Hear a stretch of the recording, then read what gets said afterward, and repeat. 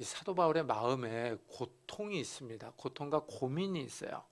하나님의 백성으로 선택받았던 이스라엘이 하나님의 아들 예수님을 믿지 않기 때문입니다. 그래서 이 바울은 동족 이스라엘 사람들이 예수님을 믿지 않아서 영원한 저주의 길로 가는 것을 안타깝게 여깁니다. 사도 바울은 이 사실이 고민입니다. 왜 그들이 믿지 않을까? 이게 이 큰 고민이었습니다. 혹시 하나님의 말씀이 폐해진 것은 아닐까 하는 생각이 듭니다. 그러니까 하나님의 말씀이 실패했는가? 하나님의 말씀이 효력이 없는가? 이런 질문들이 생기는 겁니다. 하나님의 말씀이 처음부터 아무것도 아니었나? 이런 의문들이 드는 겁니다. 이런 질문에 대해서 바울은 단호하게 아니다 하고 선을 긋습니다. 그래서 7절, 8절을 읽어보면은 그러나 하나님의 말씀이 폐해진 것 같지 않도다. 이스라엘에게서 난 그들이 다 이스라엘이 아니요 또한 아브라함의 씨가 다 그의 자녀가 아니라 오직 이삭으로부터 난 자라야 내 씨라 불리리라 하셨으니 곧 육신의 자녀가 하나님의 자녀가 아니요 오직 약속의 자녀가 씨로 여기심을 받느니라 라고 말을 합니다. 이 말씀은 이 이스마엘 때문에 나온 거예요. 이 아브라함의 아내 사라가 아들을 낳지 못합니다. 그러니까 사라가 종 하갈을 아브라함에게 후처로 주었습니다. 하갈이 임신해서 이스마엘을 낳았어요. 그리고 얼마 후에 사라도 아들 이삭을 낳았습니다. 그런데 어느 날 보니까 이 종의 아들 이스마엘이 자기 아들 이삭을 놀리는 겁니다. 그래서 사라가 아브라함에게 이스마엘을 집에서 쫓아내 보내라 하고 말을 했어요. 아브라함이 이 일로 이제 고민에 빠집니다. 이스마엘도 아들인데 이 사라 말을 듣고 쫓아버릴 건가 하고 이제 고민을 합니다. 이때 하나님이 아브라함에게 사라의 말을 들으라고 합니다. 이삭에게서 나오는 아들이 아브라함의 후손이라고 하십니다. 하나님이 이스마엘과 이삭 사이에서 고민하는 아브라함에게 이삭이 아브라함의 후손이라고 하십니다. 왜냐하면 하나님은 아브라함과 사라에게 아들을 주신다고 약속했기 때문입니다. 바울이 지금 이 점을 언급하는 거예요. 여기서 우리가 주목해야 할 사실은 아브라함의 후손 가운데서도 믿음에서 떨어져 나간 아들들이 있다라는 겁니다. 바울은 이스라엘 사람이라고 해서 다 이스라엘 사람이 아니라고 합니다. 이 말은 이스라엘이 하나님의 백성으로 선택을 받았지만 그 가운데 하나님의 구원을 받는 사람이 있는가 하면 구원을 받지 못하는 사람이 있다는 의미입니다. 아브라함의 후손이라고 해서 다 구원받는 것이 아닙니다. 아브라함의 후손이라는 인종적인 특권이 구원을 보장해 주는 것이 아닙니다. 사실 아브라함의 후손은 이스마엘 외에도 아브라함의 후처 그드라에게서 나온 아들들도 있었습니다. 그드라는 무려 6명의 아들을 낳았습니다. 하나님은 이들이 다 약속의 자녀는 아니라고 선을 긋습니다. 사도 바울은 이 아브라함의 후손은 약속의 아들이라고 말을 합니다. 하나님이 주시기로 약속한 아들이 진짜 이스라엘이라는 거예요. 약속의 말씀이 이것이니 명년 이때 내가 이르리니 사라에게 아들이 있으리라 라고 말을 합니다. 이 말씀은 하나님이 직접 아브라함과 사라에게 하신 말씀입니다. 아브라함이 99세가 되었을 때입니다. 하나님이 아브라함에게 바다의 모래와 같이 하늘의 별과 같이 많은 후손을 주겠다고 약속을 했지만 이 아브라함은 아직도 아들을 낳지 못했습니다. 물론 이때 이스마엘은 있었죠. 사라는 여전히 불임에 시달립니다. 하나님의 약속이 좀 신기하지 않습니까? 그리고 약간 좀 언밸런스하다라는 느낌도 듭니다. 하나님의 약속은 어마어마한데 하늘의 별과 같이 바닷가에 많은 모래와 같은 후손을 주겠다 그랬는데 이 사라에게는 아직 약속이 실현되지 않았습니다. 약속과 현실 사이에 간격이 있는 겁니다. 우리는 이 점에 주목해야 합니다. 하나님의 말씀은 우리에게 엄청난 것들을 약속을 하고 있습니다. 예수님이 우리에게 너희가 내 안에 거하고 내 말이 너희 안에 거하면 무엇이든지 원하는 대로 구하라. 그리하면 이루리라 하십니다. 이 말씀을 한번 잘 생각을 해보세요. 엄청난 약속 아닙니까? 무엇이든지 원하는 대로 구하라 하십니다. 저는 이 말씀을 읽을 때마다 마치 백지수표와 같은 느낌이 듭니다. 하나님이 우리에게 백지수표를 내밀고 숫자를 쓰라는 것 같습니다. 하나님의 약속이 엄청납니다. 그런데 우리 삶에서 이런 약속이 이루어지려면 넘어야 할 난관이 있습니다. 하나님의 약속은 크고 엄청난데 현실의 삶은 그렇지 않기 때문입니다. 그래서 하나님의 약속과 현실 사이의 간격이 아주 큽니다. 여기에 주목해야 합니다. 하나님이 하늘의 별과 같이 많은 후손을 주시겠다고 약속하셨는데 사라는 여전히 불임에 시달립니다. 아들을 낳지 못합니다. 이래서 사라가 종 하갈을 주어 이스마엘을 낳은 겁니다. 아브라함은 이 사라의 말을 듣고 이 약속과 현실 사이에서 타협한 겁니다. 현실을 선택한 거예요. 그래서 아브라함이 이스마엘을 낳고 이스마엘에게 소망을 두고 살아갈 때 하나님이 아브라함에게 다시 찾아옵니다. 하나님이 아브라함에게 아내 사라가 어디 있느냐 묻습니다. 그러면서 내년 이맘때 내가 반드시 내게로 돌아오리니 내 아내 사라에게 아들이 있으리라 하십니다. 사라가 이 말을 장막 뒤에서 들었습니다. 듣고 속으로 웃습니다. 아이고 내가 늙었는데 이제 남편 아브라함도 나이가 많은데 어떻게 아들을 낳을까 하고 웃습니다. 그래서 하나님이 사라의 생각을 알고 사라가 왜 웃느냐 하고 지적을 합니다. 그러니까 이 사라가 겁이 나가지고 안 웃었습니다 하고 발뺌합니다. 거짓말을 합니다. 그러자 하나님이 아니다 내가 웃었다 라고 명확하게 지적을 합니다.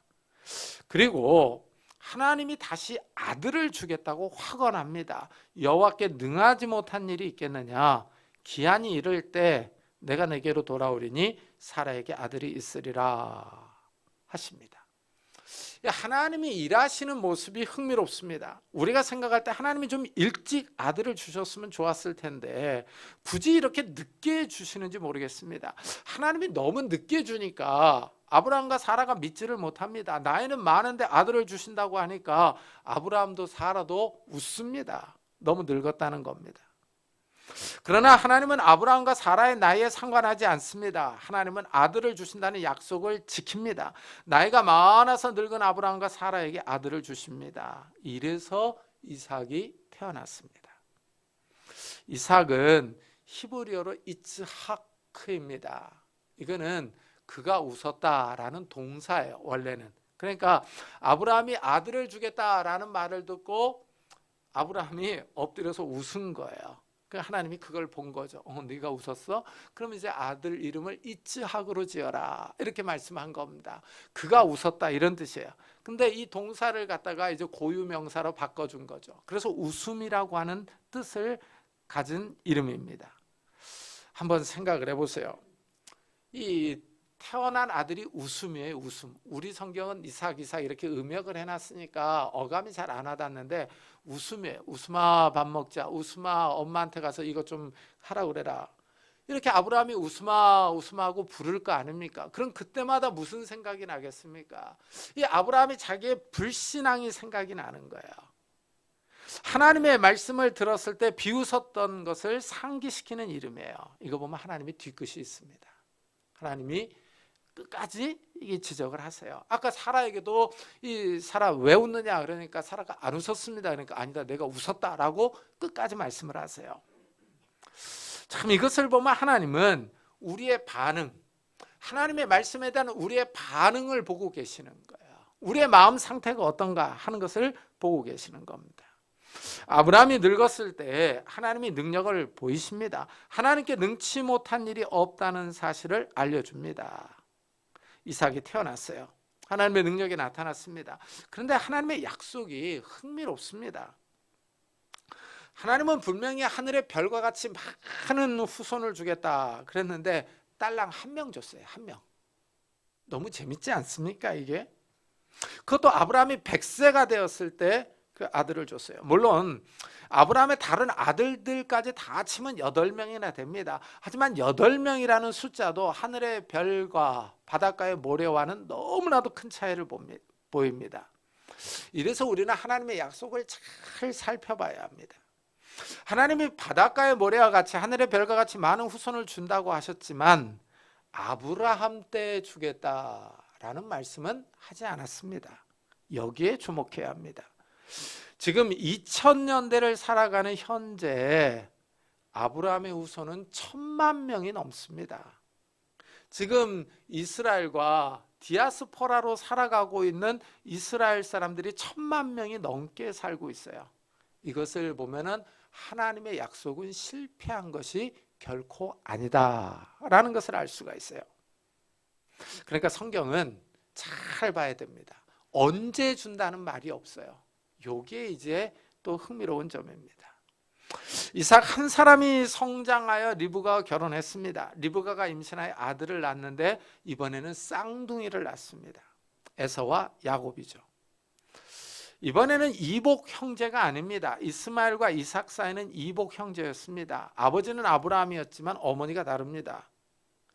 이래서 이들에게 육신의 자녀가 하나님의 자녀가 아니요 오직 약속의 자녀가 씨로 여기심을 받느니라 하는 말이 성립할 수가 있었습니다.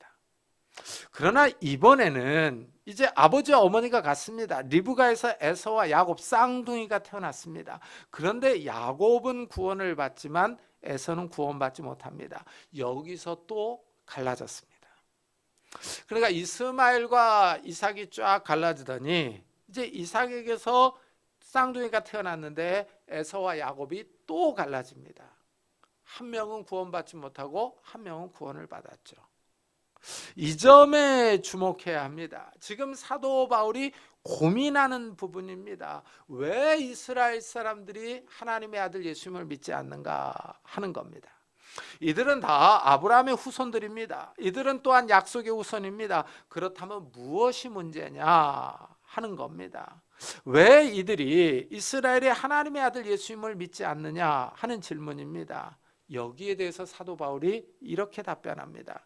그 자식들이 아직 나지도 아니하고 무슨 선이나 악을 행하지 아니한 때에 택하심을 따라되는 하나님의 뜻이 행위로 말미암지 않고 오직 부르시는 이로 말미암아 서게 하려 하사라고 답변을 합니다. 이 말씀이 바로 예정론을 설명하는 구절입니다. 하나님은 사람이 태어나기도 전에 이미 하나님의 백성으로 선택하고 부르셨다는 겁니다. 이 말씀에 대해서 어떤 사람들은 하나님이 모든 것을 아셨기 때문에 에서는 신앙에서 벗어날 것이고 야곱은 신앙 안에 머무를 것을 아셨기 때문에 하나님이 야곱을 부르시고 에서는 부르지 않았다 하고 설명합니다. 다시 말하면 에서는 믿지 않을 것이고 야곱은 믿을 것을 하나님이 미리 아셨기 때문에 선택하셨다는 것입니다. 물론 하나님은 모든 것을 알고 있습니다. 하지만 이렇게 설명하는 것은 본문과 맞지 않습니다. 사도 바울은 에서와 야곱이 태어나기도 전에 그들이 어떤 선이나 악을 행하기도 전에 선택이 이루어졌다 하고 분명히 말하고 있습니다. 이 점에 주목해야 합니다. 사실 이 점이 무섭기도 합니다. 선택과 부르심이 하나님의 뜻인데 창세 전에 우리가 태어나기도 전에 이미 이루어졌다는 겁니다. 이런 하나님의 선택과 부르심을 이렇게 표현합니다. 내가 야곱은 사랑하고 에서는 미워하였다. 이래서 이 말씀을 듣는 사람들이 막 화를 내는 사람들이 있어요. 아니 무슨 말도 되지 않는 소리를 하느냐, 무슨 개벽다구 같은 소리를 하느냐 하면서 화를 내는 사람이 있습니다. 그런데 하나님은 분명히 내가 야곱은 사랑하고 에서는 미워하셨다라고 말합니다. 하나님이 너무나도 호불호가 분명합니다. 하나님의 뜻이 너무나 명확합니다. 에서와 야곱이 태어나기도 전에, 우리가 태어나기도 전에 창세 전에 하나님의 백성이 누구인지 미리 선택해 놓으셨다는 거예요. 그들을 역사 속에서 부르셨다고 합니다. 여기서 하나님의 주권이 나타납니다. 주권은 뭔가를 최종적으로 결정할 수 있는 권력입니다. 하나님이 사람을 만드신 창조주입니다. 하나님이 창조주로서 인간의 구원을 결정하십니다. 에서를 버리고 야곱을 선택하십니다. 여기에 감히 누가 도전할 수 있느냐 하는 겁니다. 누가 감히 하나님께 토를 달 수 있느냐 하는 겁니다. 이 예정론은 피상적으로 들으면 하나님이 아주 지독하게 편애하시는 것 같습니다. 버림받은 사람들은 어떻게 하냐고 따지고 들 것 같습니다. 하지만 이 예정론은 처음부터 차근차근 생각해 봐야 합니다. 첫째, 죄를 지은 것은 인간입니다. 하나님이 아담에게 선악과를 따먹지 말라 하셨습니다. 선악과를 따먹으면 정녕 죽는다고 말씀했습니다. 그런데 아담이 이 명령을 어기고 선악과를 따먹었습니다. 인간이 죄를 지었습니다. 하나님의 명령을 거역했으니 인간에게 책임이 있습니다. 하나님의 말씀에 따라서 인간에게 죽음이 온 겁니다. 둘째, 인간에게 죽음이 찾아왔습니다. 죄로 인하여 거룩하신 하나님과 단절이 왔습니다. 인간이 죽음의 길로 나아갑니다. 하나님은 이것에 대해서 책임이 없습니다. 인간이 다 멸망의 길로 나아갑니다. 그냥 놓아두었다가는 인간이 다 망하게 생겼습니다. 하나님이 이것을 보시고 불쌍히 여기는 겁니다. 셋째, 이래서 하나님이 멸망해가는 인류 가운데 얼마를 구원하기로 작정하십니다. 이들을 선택하고 부르시기로 예정한 겁니다. 인간을 구원하실 계획을 세웠습니다. 넷째, 이 구원 계획을 실행하기 위해서 하나밖에 없는 예수님이 이 땅에 와서 십자가에 못 박혀 죽었습니다. 하나님의 아들이신 예수님은 사실 아무런 잘못도 없는데, 죄도 없는데 인간을 대신하여 죽었습니다. 인간이 당해야 할 저주를 대신 당한 겁니다. 하나님은 예수님의 십자가 사건을 믿는 사람들을 구원하십니다. 하나님도 인간을 구원하기 위하여 희생을 치른 겁니다. 다섯째, 하나님이 하나님의 종들을 세워서 십자가 복음을 전하게 하십니다. 이 사실을 믿는 사람을 구원으로 인도하십니다. 이 사실을 믿지 않는 사람이 멸망으로 나아갑니다. 창세전에 예정된 사람들은 이 복음을 듣고 다 예수님을 믿습니다. 자, 이게 예정론의 핵심입니다.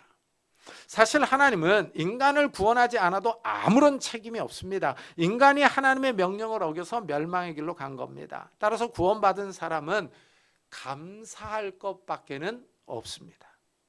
다른 할 말이 없습니다.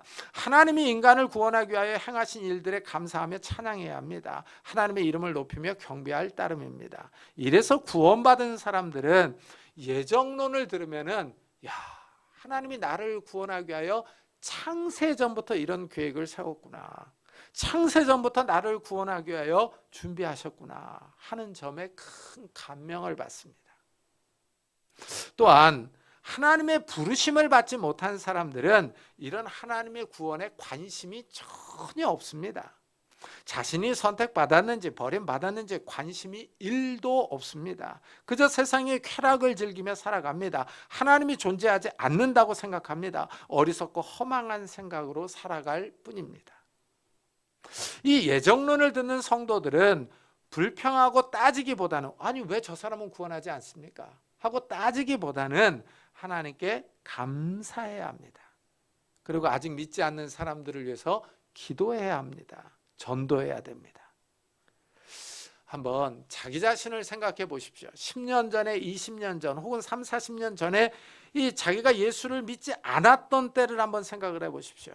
세상 연락을 즐기며 살았던 내가 지금 예배 자리에 나와 있습니다. 이것을 보면 아직 믿지 않는 사람들도 언제 하나님의 부르심을 받을지 모릅니다. 1년 후일지 10년 후일지 아무도 모릅니다. 이래서 믿지 않는 사람들의 구원을 위해서 기도하고 전도해야 하는 겁니다.